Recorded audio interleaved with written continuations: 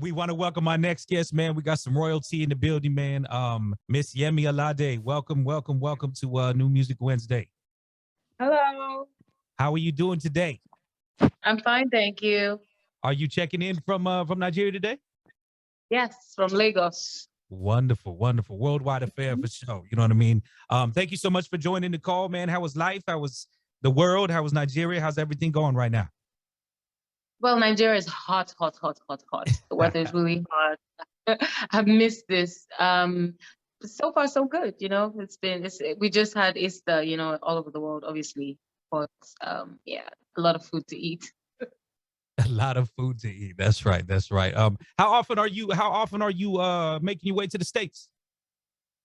Um, I'm there a lot, and I just recently finished my tour, so I'm there a lot. Yeah. Right on. We've been talking about today, rest in peace, DJ K Slay and everything like that. How has COVID been getting treated out there? Say that again, please. How was like the COVID situation been treated out there? In Nigeria? Mm-hmm. Oh, okay. So I had to ask you if you're talking about Nigeria because I'm all over the place. I'm sorry.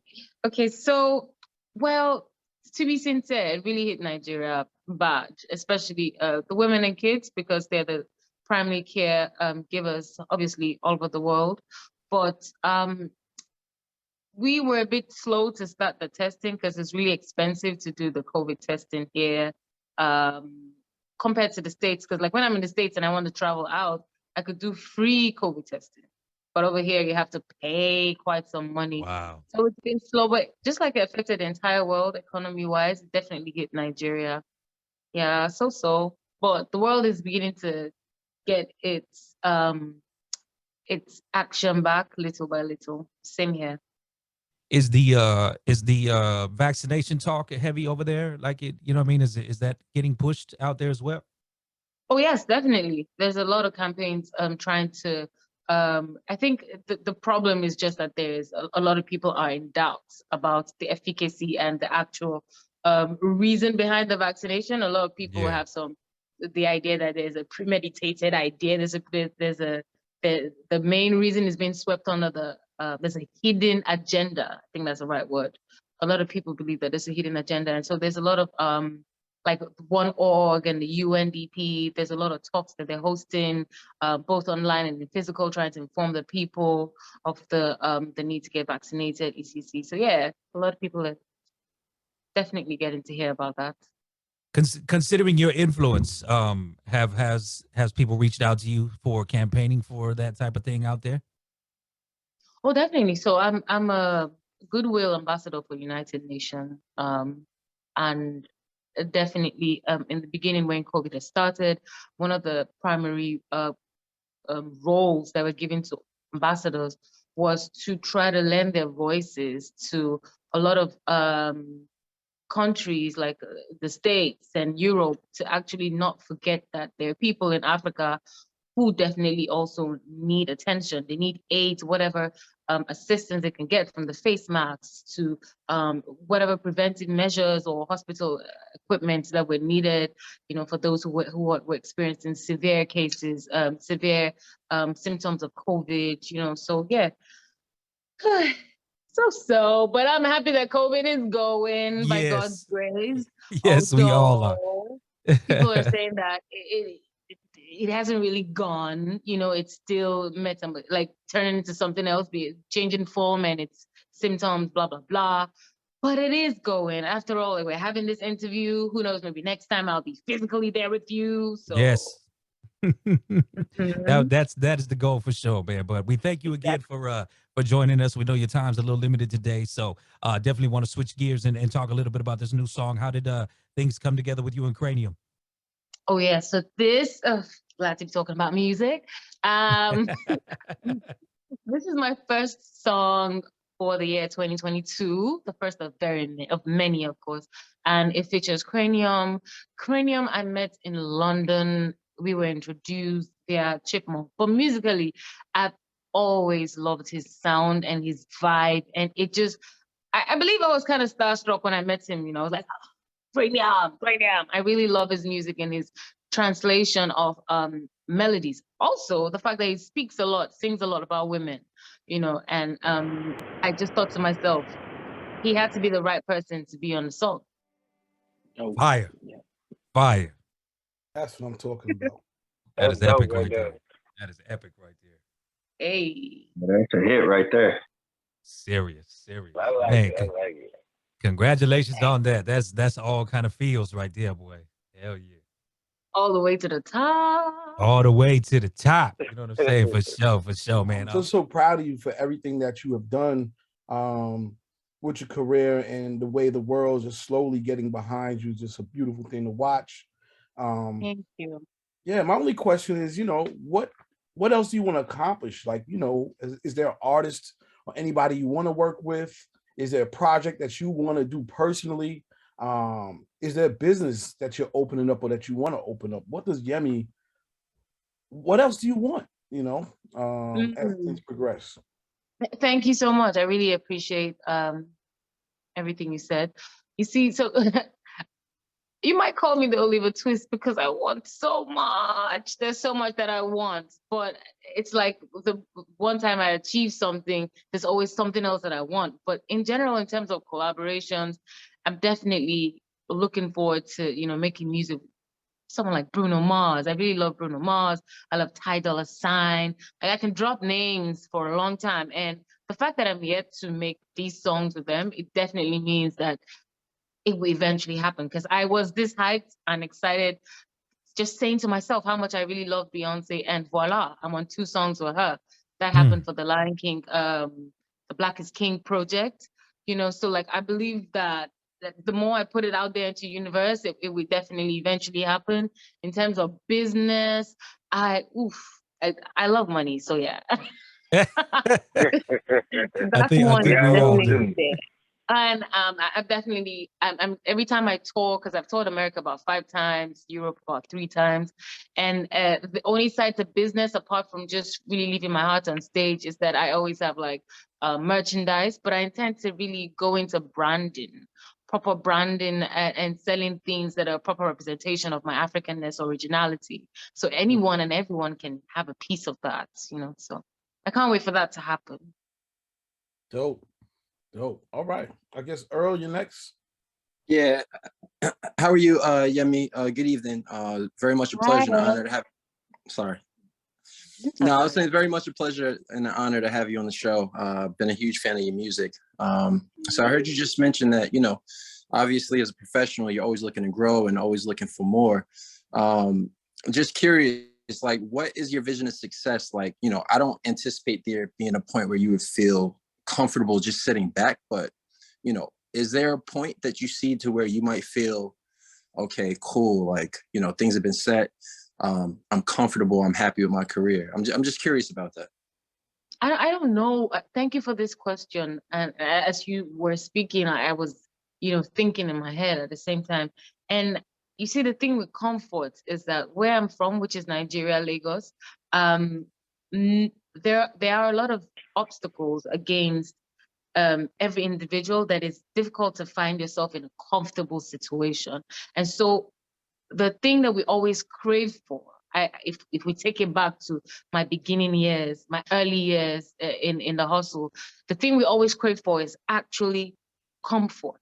So now that I've gotten to the point where I could be comfortable, I'm unable to be comfortable because there's so much I must strive for. So I just keep wanting more and pushing more. And I have a team that is restless, that they won't stop until I'm able to close down stadiums like Beyonce does in America. Like, we've done that in Africa, and we won that for the female artists. We won that for the Africanness of it. We won that just because music is what drives us. All right, that's I hope I awesome. answered that question. No, you did. I appreciate that. Thank you. I guess just as a follow-up, is there a point where you see yourself being stateside anytime soon?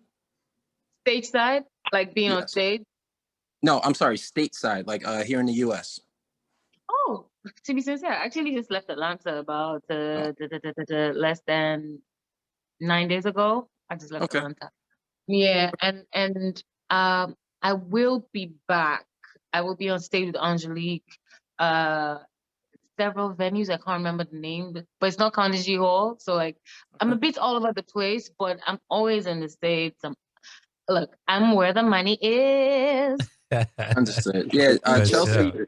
she had thrown her info in there, so I'll be sure to reach out. There are definitely some opportunities to possibly take advantage of. I just love to throw them her way, and if they sound good, then it could be something really nice to move on. So I'll for sure be in touch with Chelsea. But I appreciate your time and thank you for answering the questions in the meantime. Thank you so much for loving the brand and supporting however you have been. And it's great to finally, have this conversation with you. Hope to see Seriously. you soon. Yeah, Will do. yeah, Will do. Thank you. Legend. Have at it, brother. Hey, how you doing, Yemi? Appreciate you for coming on to Digiwaxx today. My pleasure. Thank you. I wanted to know, is there any like Nigerian artists that you like kind of been having your eye on, who's like on a, on the come up, where you're like, okay, I see they working hard, they got good music, y'all work with them, or you may take them on the road with you or something like that?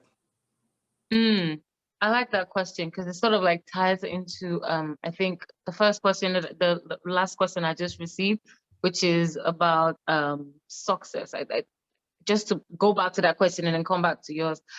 I think I will feel the real essence of success when I'm able to lift someone else eventually. And in terms of your question now, which is you saying, okay, who's this one Nigerian male or female artist that I'd like to take along with me on the road? Yes. There's so many Nigerian artists that are amazingly talented. I love Star. I love Ruga. But most especially online, there's so many people who are still unknown.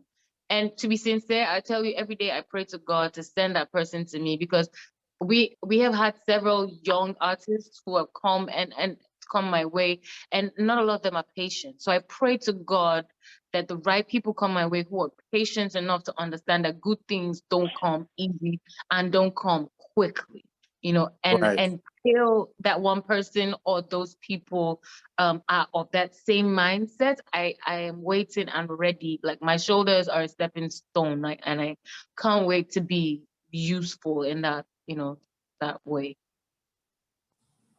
Okay. Wonderful. I appreciate you for answering that for me. Wonderful. Red, have at it, brother. Hey, what's going on? How you doing, Yemi? This is DJ Big Red out of Dallas, Texas. Just want to let you know I'm a fan. I got introduced to your music in 2017. I actually got an opportunity to be a DJ at a Kenyan nightclub, and never knowing how to spin African music at all. When I tell you your song saved me, Africa, when you did that, and Johnny. When those songs, I played those songs, it rocked. You know what I mean? Johnny, that song there, I had the whole place singing the song. So speaking of your music, I just want to ask you, like, towards the crossover mainstream of a lot of Nigerian artists or African artists, music that are being played for as Burna Boy and Starboy and so many other artists that's coming from Africa that are music that getting played, even Diamond Platinums and all them. What are your take on the African music or Afro beats integrated into the U.S. Radio system, radio airplay? Yo, Red, it is a beautiful time to be alive. Like, so the past 3 months, I've been in and out of London and then Atlanta, London, Atlanta, New York. And, there are these times that I just step into an Uber or something and the song I'm hearing is Essence, I step out of the Uber, quickly get something, I step back into the car and it's Essence again. So I would say that the integration of both Afrobeats and the R&B and hip hop, everything that's happening in the music industry, it's a beautiful thing. It's part of evolution. It must happen for global music. For a long time, a lot of music from the States have being like the #1 songs in Africa. It only makes sense that songs by African by African artists in Africa also Right. can chart that on the other side of the world. It only makes sense because I always tell my friends, I always tell people, in the world of music, there's only one language, and that is just melody. It doesn't matter your continent or wherever you're from or what your beliefs are. And with that being said, I think that the integration is unstoppable. There's nothing you and I can do about it. It will happen. It must happen. It's a force of its own.